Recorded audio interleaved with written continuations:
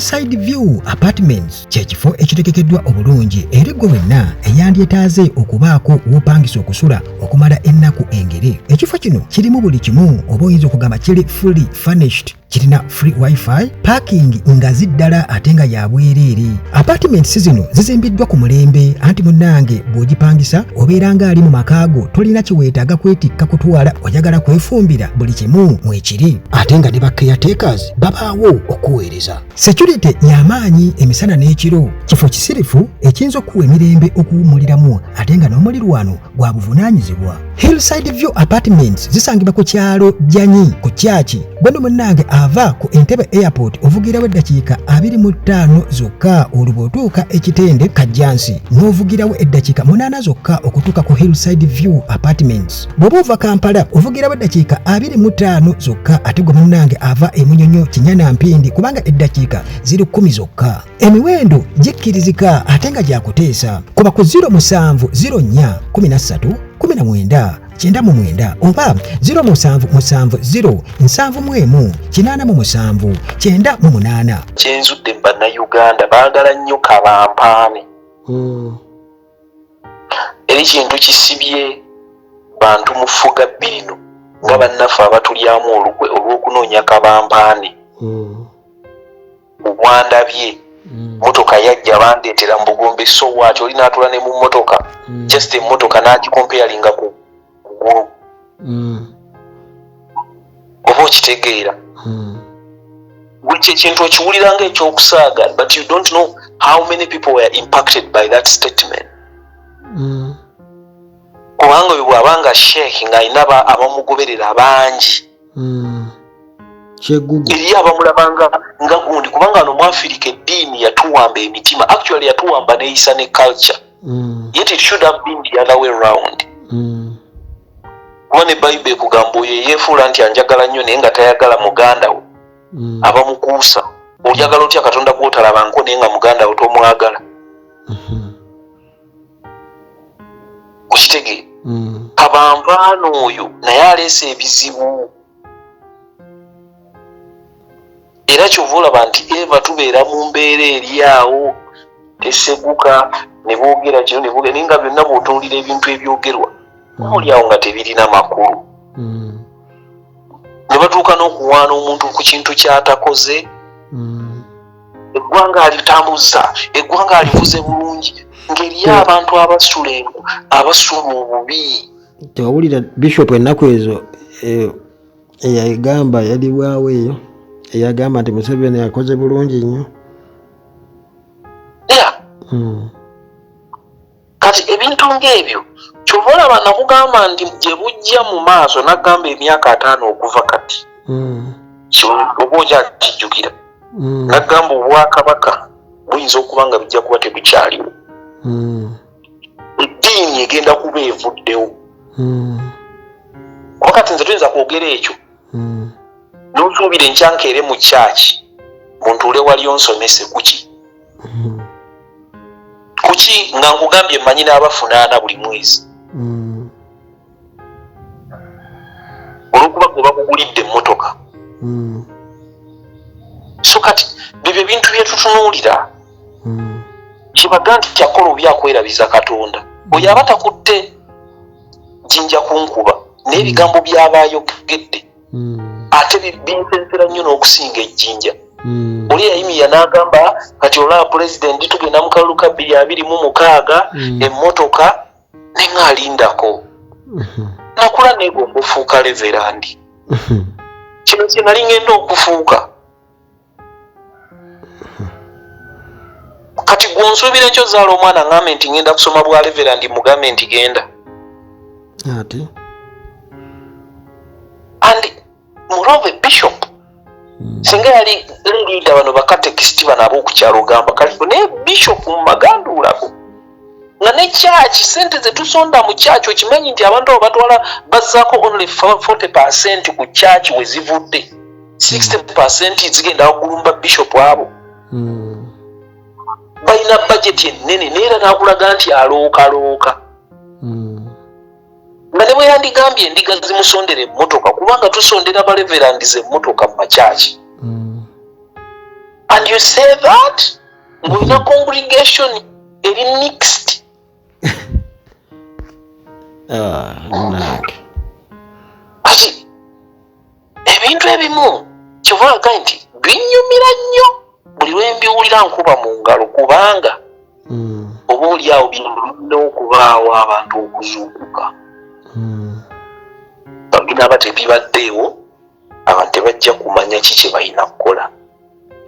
era tebajja kumanya kikituufu walina okubaawo ekintu ekirala kyensembyayo we need to change our mindset erina okukyukira ddala. Bino ebintu by'okwekkiriranya tulina obyejjamu. Omukulembeze w'abantu nga Bobi Wine siraba kikyakyayagaza kamiliyoni. That's a weakness. Okitegeera? That's a weakness. Ojja kugamba nti oli kyaliwo mu music muwangadde abaana bamwe bazannyanga bonna. Okitegeera? Naye ng'ate jjukira nti byali mu kukola ate gogo biba bikuba jjooka. Setting up to give you embarrassments. You are no longer a Bobi Wine eyatukubiranga endongo kati tulaba Kyagulanyi. Bangi nnyo abaali batanyumirwa music we oba oliawo abeemwegattako olwa cause nga nakati bakyali naye nga tebajja lwa music we bajja lwekyo kyayimirirako. Bangi nnyo abamwegattako yesi nga baali bafaani be. Bwekiba nti yasalawo okulidinga struggle alina okwechekinga ebintu ebimu alina okubyejjamu n'abivaako tebikyakola makulu. You've done enough okutulaga how good your heart is. Now it's time for action. Really? Oli bw'abanga tali kusaidia tomwesibaako.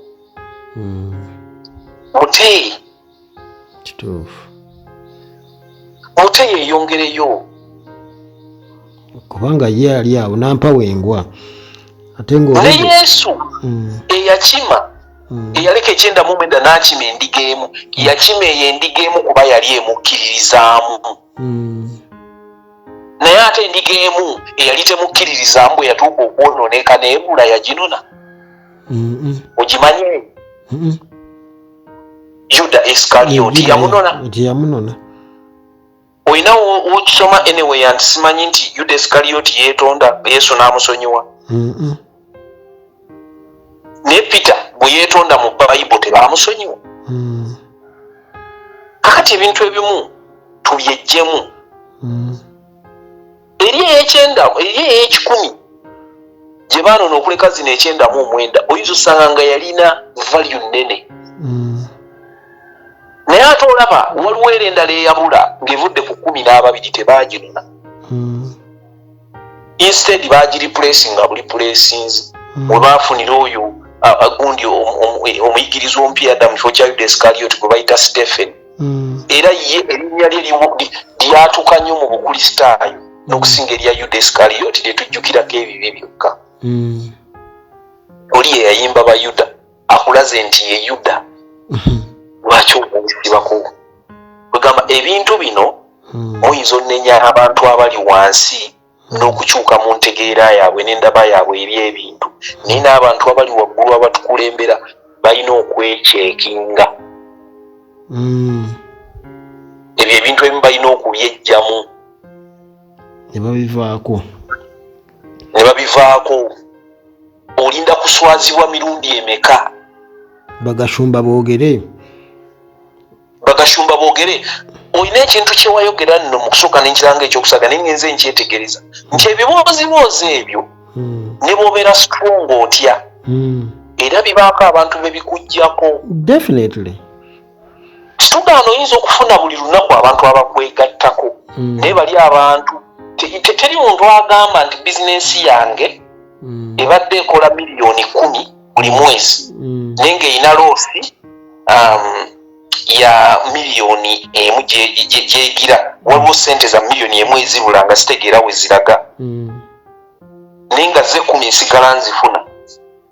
Ajja kugamba nti kati njagala erinnye esinga njagala erinnye etuuke ku $15,000,000 naye ne zino naye n'emu gye mbadde mbulwa njagala etuuke ku level kati nga zibula 2 mu kifo ky'emu. Wali omuntu alina logic eyo? Teri. Era ajja kuganja zirinnye ku 15 naye n'emu ebadde ebula nayo ngizibikire ebe nga tekyabula. Ebe nga tebula. Kati ba politicians abamu ekintu ekyo tebakiraba.